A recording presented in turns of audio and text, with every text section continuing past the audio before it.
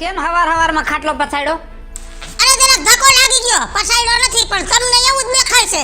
આ 17 વર્ષમાં કોઈ દી હારું દેખાણું તો આજ દેખાય. ધક્કો નથી લાગ્યો તે ખાટલો પછાડ્યો એ જોયું મેં. હશે લ્યો. શાંતિથી રહેવાનું ઘરમાં, સમજે ને? ઉપાડો લીધો જ ઘરમાં તો માં દીકરીએ બે. કોણ જાણે માં દીકરી ક્યાંથી ભટકાઈ ગયા છે, ખબર નથી પડતી. છોકરીનું નામ ન લેવાનું. મને ભલે આખી જિંદગી તમે જી કીધું હોય. આલ્યો પાણી ઢીસી લ્યો. નથી પીવું પાણી. એ તો કાઈ નહીં. માં એવી ને ગગી એવી. બાપુજી હું શું કહું છું, મારી હંધી બેનપણી બારે હેને ફરવા જાય છે તો મને 200 રૂપિયા આપો ને.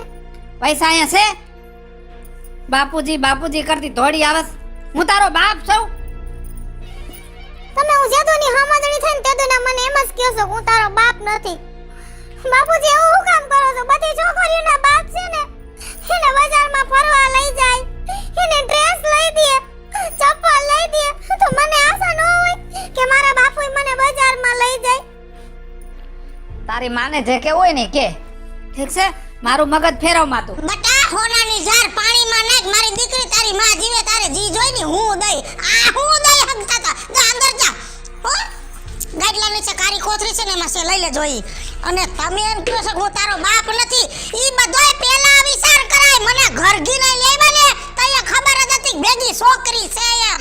એ ભેગી છોકરી છે ને એ મને ખબર હતી, પણ મને એમ હતું કે હું લગ્ન કરીશ ને તો મારા કુળનો વારસદાર આ ઘરમાં આવશે, પણ તું એક છોકરો ન જાણી હગી. એ આઈના કઈરા અહીંયા ભોગવવા પડે. આ દીકરી લક્ષ્મી રૂપે તમારી ઘરમાં હું લઈને આવી છું. એને કોઈ દી માનથી બોલાવી નહીં. તમે એને કોઈ દી બાપનો પ્રેમ દીધો નહીં તો તમને ક્યાંથી દીકરાનો પ્રેમ નસીબ થાય? આઈનું કઈરું આયા જ છે. હું મોઢું ચડાવીને બેઠો છે. આ કાઈ બોલીને કેતો છા સપ્પર પગી કયા પગલાની આવી છે તે કોઈ દિવસ કોઈ હારું કામ એના હાથે ન થયું. શું કરું માં? હવે હું એ કંટાળી ગયો છું માં દીકરીથી, પણ શું થાય હવે? ઘરે બાંધ્યા છે તો રાખવા તો પડશે ને. આવી ત્યાંથી નખો જ કાઢ્યું છે. એને ઘરમાં લાવીએ તો કઈક આપણને વારસ આપે, પણ આ હું આપે? અભાગણીના પેટની ક્યાંથી ભટકાઈ ગઈ છે કોણ જાણે. ઈ તો આવી અરે ઓલીને લઈ આવી. અને પાછી તો માં મને એમ કહે છે કે તમારા નસીબ ફૂટેલા છે. કેના નસીબ ફૂટેલા છે એ તો આખું ગામ જોવે છે. નસીબ ફૂટલો તું નથી, નસીબ ફૂટલી તો ઈ છે. નહીં તો અહીંયા ઘરનો કુળ દીપક નો આપે ઈ. અભાગણી સપ્પર પગી હાળી વાલા મુઈ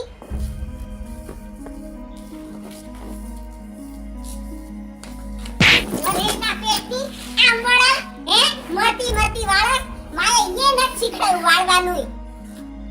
બા તમાર માં હોય તય તો મન નથી ખીજાતા, તય તો મન નથી મારતા. ઈ નો હોય એટલે તમ મન મારો છો ને કામ કરાવો છો કા? આજે માર માં આવે ને એટલે કહી દઉં. એ એટલે તારી માથી હું કઈ બીતી નથી સમજ્યા? હું એને લઈ આવી છે, ઈ મને નથી લાવી. સમજી ગઈ? એવી માની દાટી બાટી મારતી નહીં. અને જો બા રખડવાનું બંધ કરી દેજે ને ઘરમાં કામ કરજે.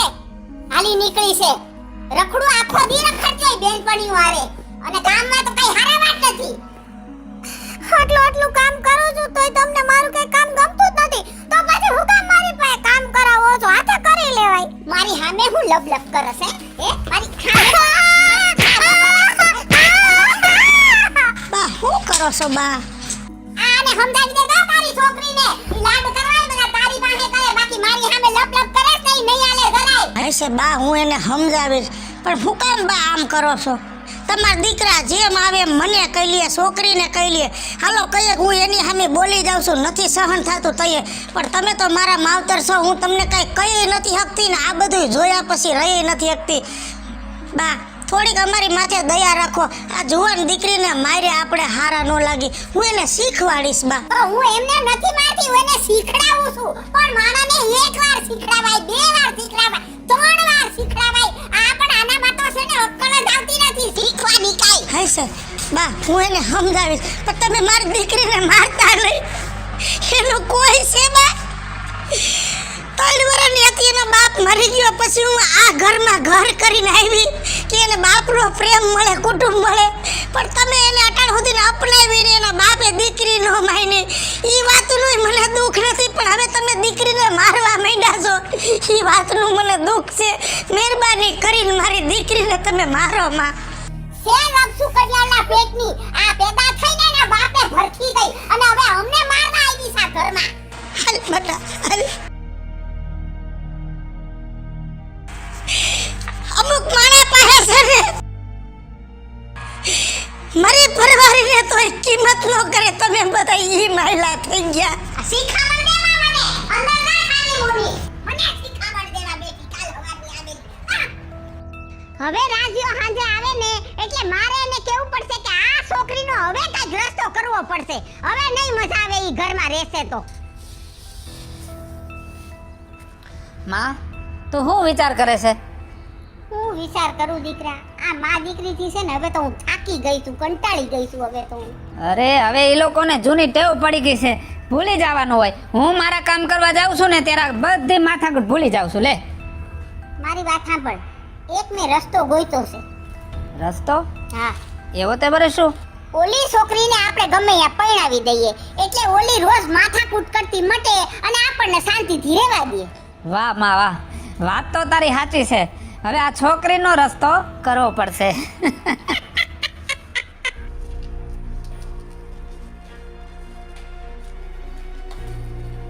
બીજું શું છે? બેસાય મારે તરફારિયા ધોવા છે.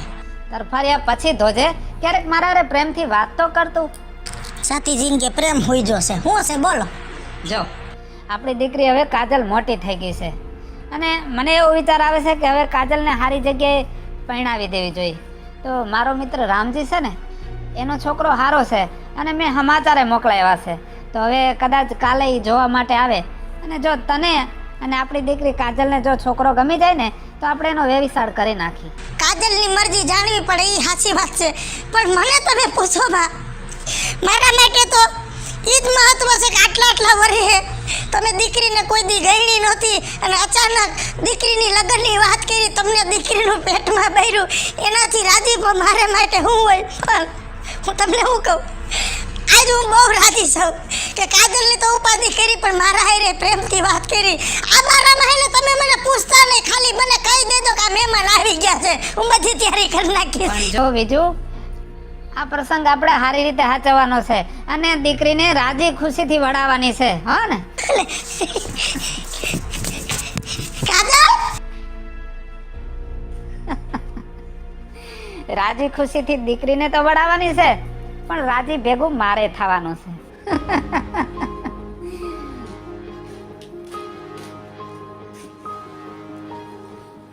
મેં તારી ને વહુની વાત સાંભળી હો. તું આટલો બધો રાજી થતો તો પણ તને ખબર છે ને કે આપણને આ છોકરી મોટી કરવામાં ખર્ચો કેટલો થયો છે. અરે માં, હું તારો દીકરો છું, તું ખાલી નજર કર ને ત્યાં તો હું તારી આખી વાત સમજી જાઉં. મૂળ તો વાત આની છે ને. તો માં ઈ બધી વાત નક્કી થઈ ગઈ છે. એમ? હા. ઓ હવે મારો દીકરો હાચો ભાઈ, હવે મારો દીકરો હાચો. આવો આવો આવો. કેમ છો, મજામાં? બસ આનંદ આનંદ, બેહો. વીજળી. હા, જય શ્રી કૃષ્ણ. જય શ્રી કૃષ્ણ. એકલા આવ્યા? હા, એકલા આવ્યો. મારા કાકા આવવાના હતા પણ એને દવાખાનાનું કંઈક કામ આવી ગયું ને અલી વયા ગયા. મેં કીધું હું એક જાઉં. એ કાજલ પાણી લઈ આય બેટા.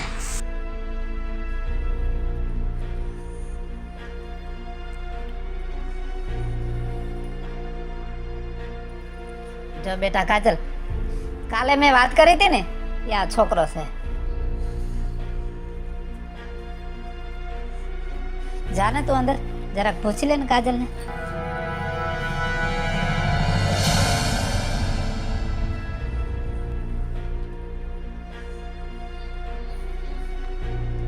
બહુ કઈ જવાબ ન દીધો પણ શરમાઈને રહોડામાં ભાગી ગઈ એટલે ગઈ મોજ હોય. તો હવે પાકું તમારું અને તમારા બાપાને સમાચાર દ્યો કે તારીખ નક્કી કરી જાય. કાઈ વાંધો નહીં, હાલો અમારા તરફથી પાકું છે. એમ ને? હા. જો બીજું તારે કઈ કામકાજ હોય ને તો કર, મહેમાન તો હવે ખાઈને જાહે. હા તો હું કહીને દઈ આવું. હા મહેમાન, હા બધી વાત બરોબર છે. મને એવું લાગે છે ઘીના ઠામમાં ઘી પડી જાહે. પણ તમારા બાપુજીને વાત તો કરી છે ને પૈસાની? ઈ પૈસાની ચિંતા કરો માં, ઈ બધી વાત થઈ ગઈ છે. મારા બાપુજીએ કીધું છે કે જો છોકરી ગમી જાય તો લાખ કે 1.5 લાખ ભલે ને આપણે દેવા પડે. જો મહેમાન, હા લાખ 2 લાખે કાંઈ ભેગું ન થાય. જો મારી દીકરી ગમતી હોય ને તો પૂરા 10 લાખ રૂપિયા જોહે. નહીતર પ્રેમથી તમે જઈ શકો છો. કાંઈ છોકરાઓના ડાટા નથી દેવાના. સાલાવ ભિખારી. એ વડીલ, બોલવામાં થોડીક સભ્યતા રાખો.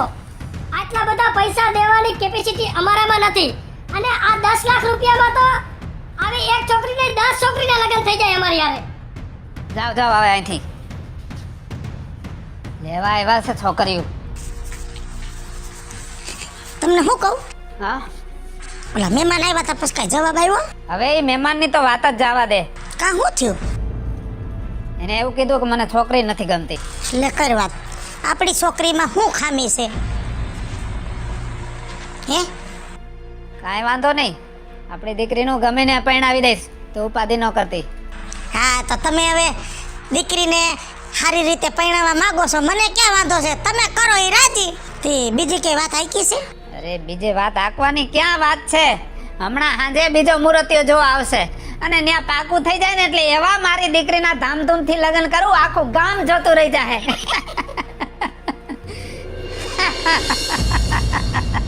અલ્યા રાજુ, આ બેટા મહેમાન કાનો આવ્યા રાજુ? હવે આવતા જ હશે માળી. એવું? હા. જય શ્રી કૃષ્ણ રાજુભાઈ, જય શ્રી કૃષ્ણ. એ જય શ્રી જય શ્રી કૃષ્ણ. કૃષ્ણ, જય શ્રી કૃષ્ણ. કેમ છો? બસ મજા મજા, તમે કયો? બસ આનંદ આનંદ. અરે કાજલ, એ કાજલ, પાણી લઈને આવજે બેટા.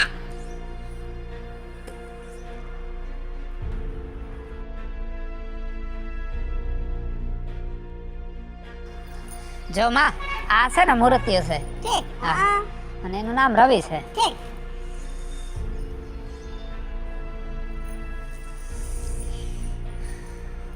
છોકરી ગમી ને બેટા તને? હા રાજુભાઈ, છોકરીમાં કઈ ઘટતું જ નથી. એમ ને? હા. તો હવે આપણે છે ને લેતી દેતીની વાત કરી લઈ. પૈસાની ને? હા, હા, લેતી દેતી માં બોલો. લેતી દેતીમાં એવું છે ને કે ભાઈ મારી દીકરી જો તમારા દીકરા હારે પરણાવી હોય ને તો રૂપિયા 10 લાખનો બંદોબસ્ત કરવો પડશે તો જ મારી દીકરી હું પરણાવીશ. અરે રાજુભાઈ, ખાલી 10 લાખ રૂપિયા જ? અરે મારા ભાઈને પરણાવવા હારું તો કદાચ તમે 15 લાખ માંગ્યા હોત ને તો 15 લાખે હું દેત. જો ભાઈ, અમે નીતિથી હાલોરા છે અને દીકરીના રૂપિયા અમે જાજા ન લઈ. કાંઈ? 10 લાખ બરોબર છે. તો રાજુભાઈ, આપણે પાકું કરી નાખી, આવતા રવિવારે સગાઈનું ગોઠવી નાખી. ભલે તે. ભલે ભલે, હાલો. હા. જય શ્રી કૃષ્ણ. જય શ્રી કૃષ્ણ. અલ્યા, આ તો બધા હું ખાતા પતા હું મોઢામાં આવી ગયું દે તાલી.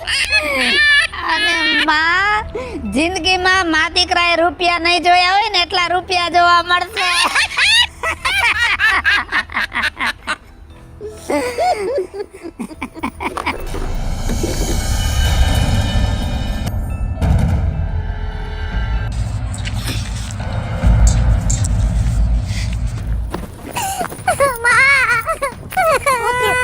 માર્યું તને બેટા?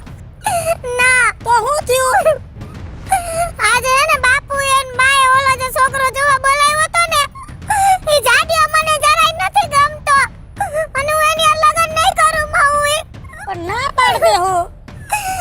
બાએ અને બાપુ એની હારે 10 લાખમાં મારું હાટું કર્યું છે. હાય હાય અને જો ઈ છોકરા હારે મને પરણાવશે ને તો કૂવે પડીને મરી જાય. હાય હાય, મરી ગયા પાપિયા, મારી દીકરીને વેચવા માંગો છો? બટા મુંજામાં તારી માં હજી જીવે છે બટા, એનું નહીં હાલવા દઉં. તારા લગ્ન ક્યાં કરવાની મારે જોવાનું છે. હવે હવે એની ખબર લઈ. ચાલ બટા. હાય. હું છે આ બધુંય? શું છે આ દીકરીનું નક્કી કર્યું? હવે નક્કી ની તો એક બેને થઈ, નક્કી તો હવે હું કરીશ. તમે બે ધાયરી છો મારી દીકરીને વેચવા ઊભા થયા છો, પણ એની માં હજી જીવે છે. અને હા ભાઈ ડોહી, તમે કોઈ દી મારી દીકરીને પોતાની જાણની નથી, પણ હું રાજી હતી કે મારી દીકરીને પરણાવવા માંગે છે. પણ તમે તો દલાલ છો, દલાલ. દીકરીની દલાલી તમારે ખાવી છે કા? પણ હું નહીં થવા દઉં. આ દીકરી હાટુ મેં મારી જિંદગી બગાડી. આ તારા આ દીકરાનું ઘર હું કામ માંડ્યું કે મારી દીકરીને છતર છાયા મળે, બાપનો પ્રેમ મળે, એ કોઈની હોશિયારી નો રહે, કોઈ માં દીકરી હમું આંગળી નો ચીંધે, એટલે મેં આ ઘર માંડ્યું અને મેં દુઃખ સહન કર્યું. પણ હવે બહુ થઈ ગયું. વાત મારી દીકરી માથે આવી ને એટલે આજુ સાની મની